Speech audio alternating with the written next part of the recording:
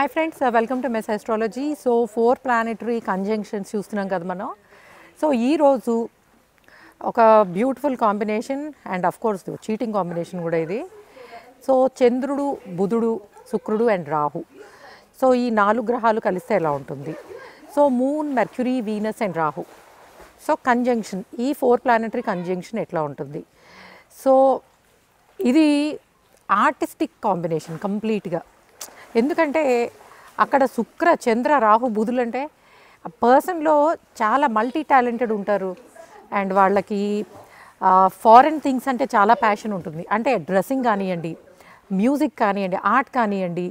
So foreign related ఉన్నవి చాలా నచ్చుతాయి.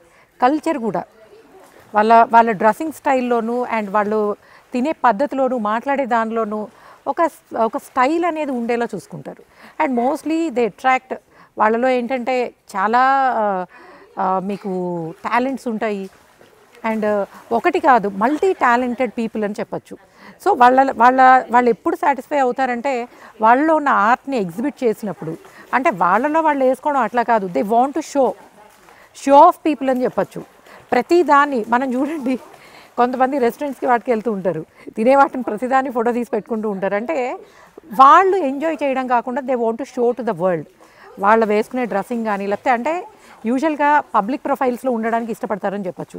కాకపోతే విచిత్రం ఏంటంటే వీళ్ళు చాలా షై పీపుల్, విపరీతమైన సిగ్గు ఉంటుంది.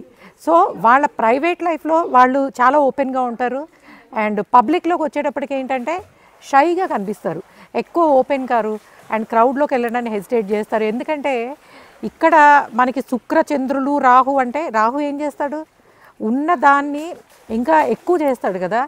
సో ఎక్కువ చూపిస్తాడు ఉన్నట్టు.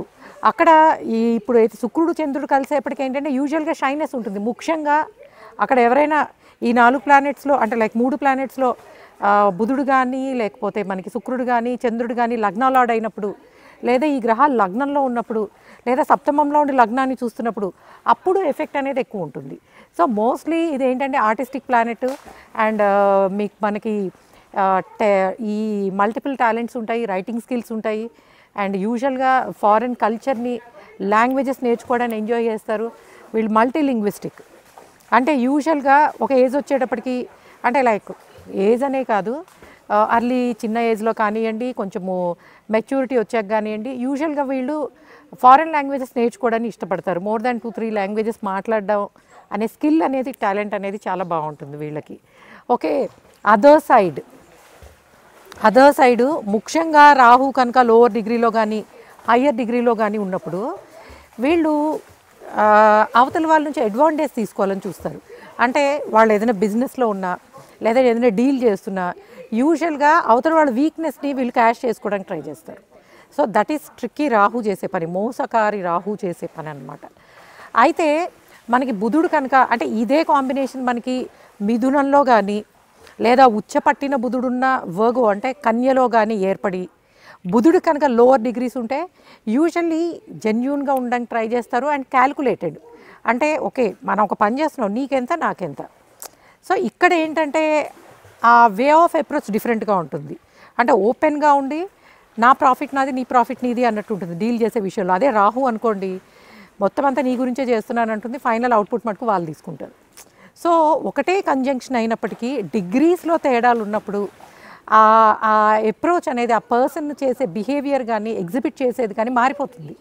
సో ఎప్పుడు బుధుడు మనకి హయ్యర్ డిగ్రీలో ఉన్నా లోవర్ డిగ్రీలో ఉన్నా the person will look genuine and of course talented.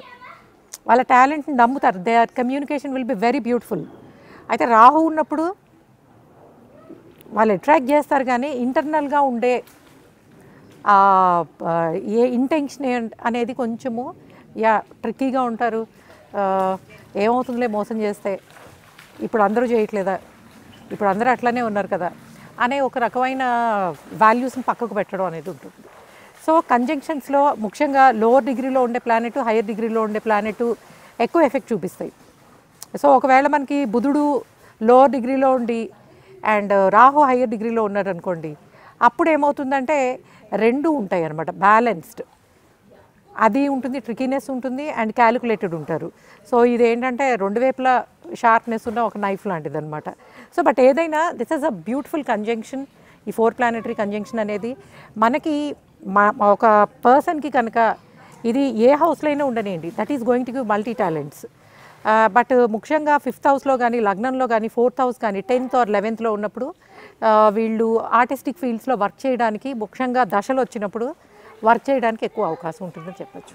So ఇది మనకి ద బ్యూటిఫుల్ ప్లానెట్స్ అయినటువంటి చంద్రుడు అండ్ బుధుడు, శుక్రుడు, రాహువు కంజంక్షన్ ఎట్లా ఉంటుంది అనేది. Okay guys, thanks for listening and please subscribe our channel miss astrology. By.